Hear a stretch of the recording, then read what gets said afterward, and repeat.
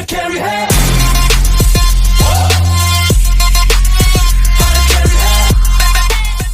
Silly arguments when you're married. Silly. We were 3 months before we had our really first big blowout fight. This was our first big one. It was over a roaster chicken. Tiny little, greasy little bird about that big. I'd gone to take a nap. I didn't know any better. I really didn't. I learned early on naps were a huge mistake in my home. God forbid I'm rested, really. It's so much harder to manipulate a well-rested, rational thinking human. People are so much more compliant when their eyeballs are burning out of their skull, you know?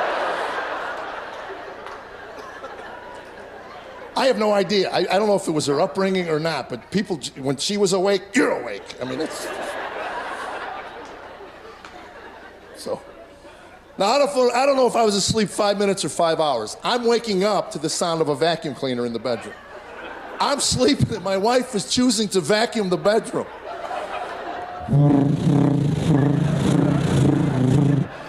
Apparently, that wasn't waking me up fast enough. She started to go under the bed. We had a water bed. There was no under the bed.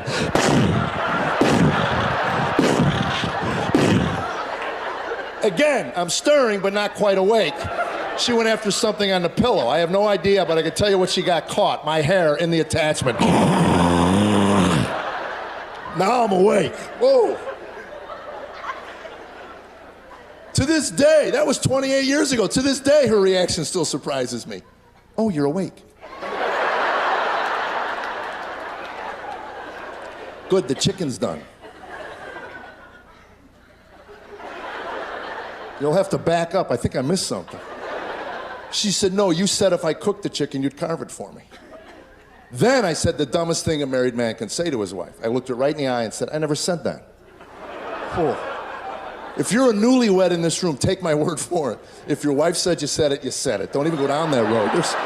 I'm telling you, their ability to recall every last piece of verbiage that ever entered, exited out of your lips is amazing. And there's no end to it. It just goes on and on.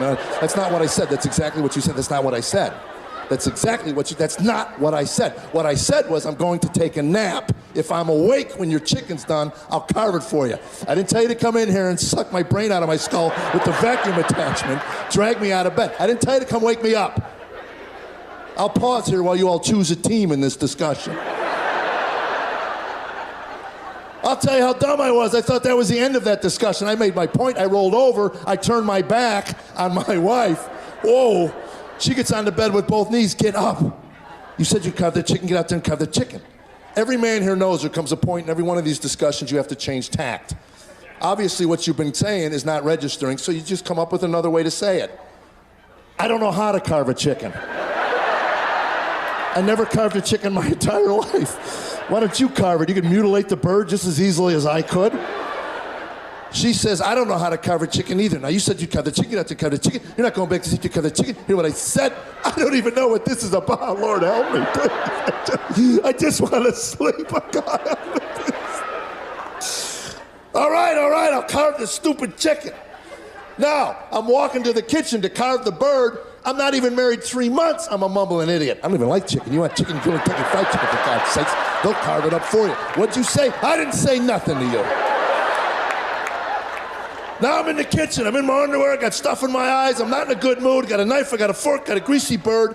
In comes my wife, who not 2 minutes ago just told me she didn't know how to carve a chicken. Well, apparently there was a chicken carving class somewhere between our bedroom and the kitchen. Oh my gosh. Every man here knows what happened next. 2 small hands appeared out of nowhere. You're doing it all wrong. Let me show you how to do it. You got it over here. I stabbed the bird. Now I'm waving at her with my fork. She grabs my wrist. Give me the bird. Oh, no, you're not getting this bird. Give me the bird. Now we're standing in the wrestling over this stupid. Give me the bird. No, you give me that bird. I'm not.